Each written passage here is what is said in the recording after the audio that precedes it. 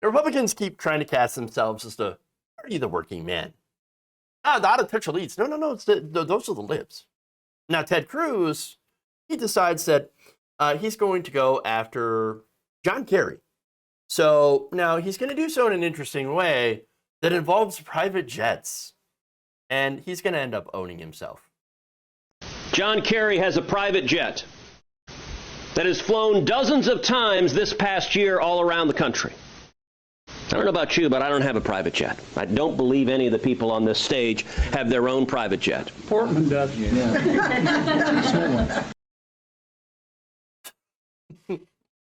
Owned by himself. Great cell phone.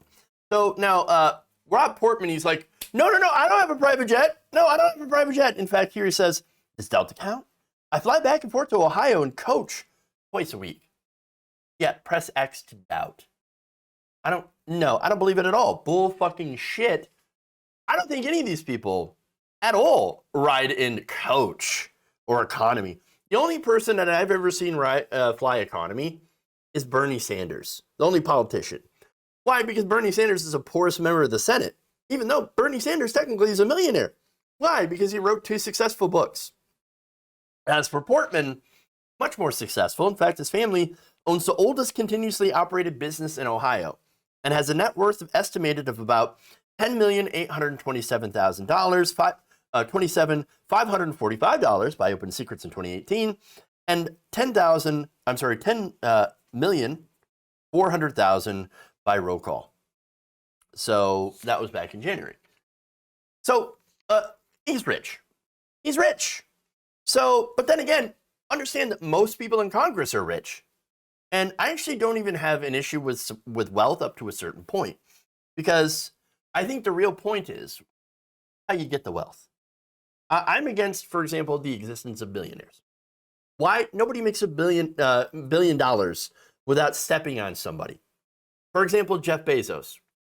Recent story came out where Amazon recently had to pay a $61 million settlement to 140,000 Amazon Flex drivers for stealing tips from workers.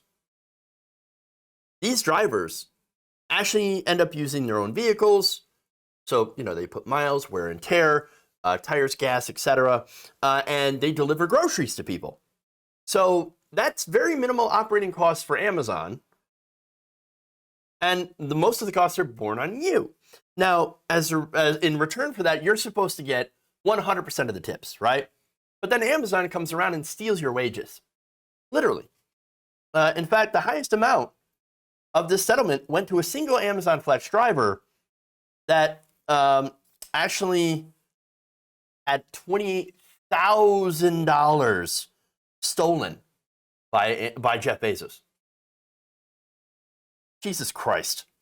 Now, Amazon told both customers and drivers that the drivers would receive 100% of the tips.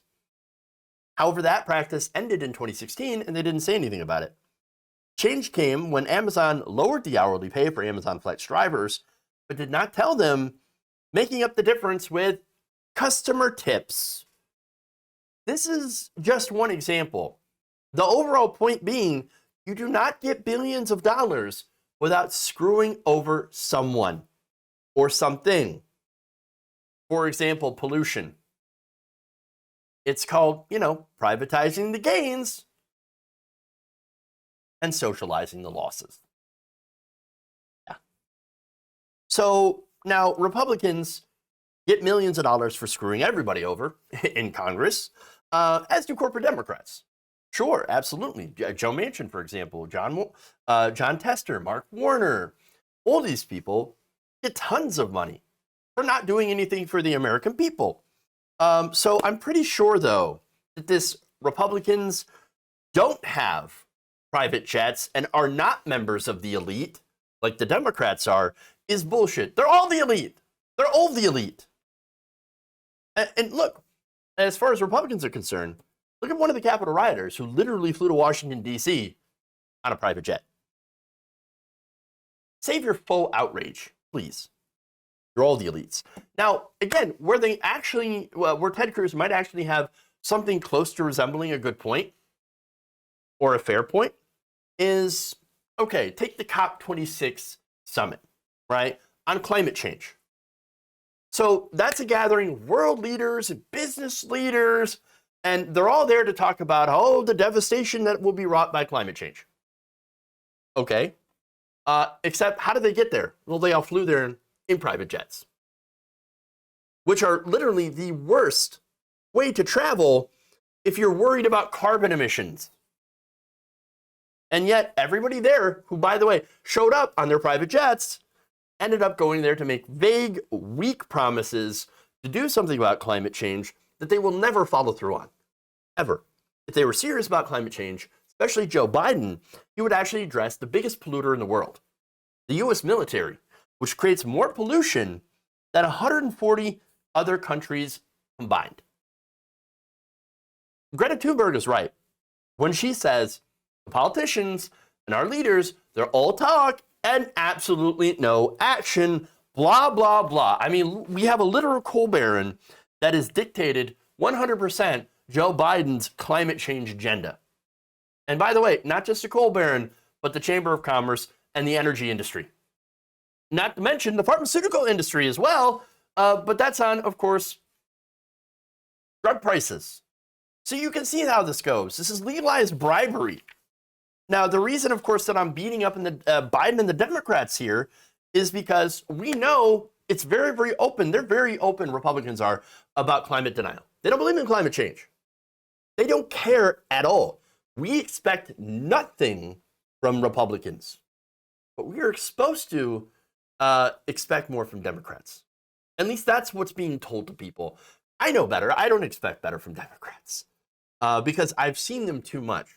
But those of you who are not immersed in politics all day can understand why you would see them, Democrats make promises about, oh, wow, you care so much about climate change. You say you're going to do something by 2050, 2070, 2100? Okay, well, I believe you. I guess I'll vote for you. No, they're in the pockets of fossil fuels almost as much as Republicans. At least the ones in very, very key positions. So we are supposed to expect that better from Democrats. We're never going to get better from Democrats until we remove that private fossil fuel money, get rid of the bribery. As for COP26, there was no reason that couldn't have been a goddamn Zoom meeting. I mean, seriously. And one notable thing, right? So a lot of people, again, showed up. Jeff Bezos flew his own private jet. Of course he did. That's after dumping, lots of pollution into the atmosphere, taking people up to space or to the edge of space in a giant dick rocket. But at least, I mean, it should have been a Zoom meeting, but other than that, they could have done at least what Leonardo DiCaprio did, for example. So Leonardo DiCaprio's an activist and an actor, cares about climate change, right? You know how he got to COP26? He took a commercial flight, a scheduled commercial flight, and didn't create any additional emissions by taking a private jet. At least that's something. But the rest of them, complete and utter hypocrites. Now, of course, Republicans will tell you that, and they'll point out the hypocrisy, correctly so. But then they'll also go and deny climate change, all in order to do a gotcha. And that's what this is. Wow. Well done. Except, for Ted Cruz, who was so bad at this, the guy ends up owning himself. Sad, baby.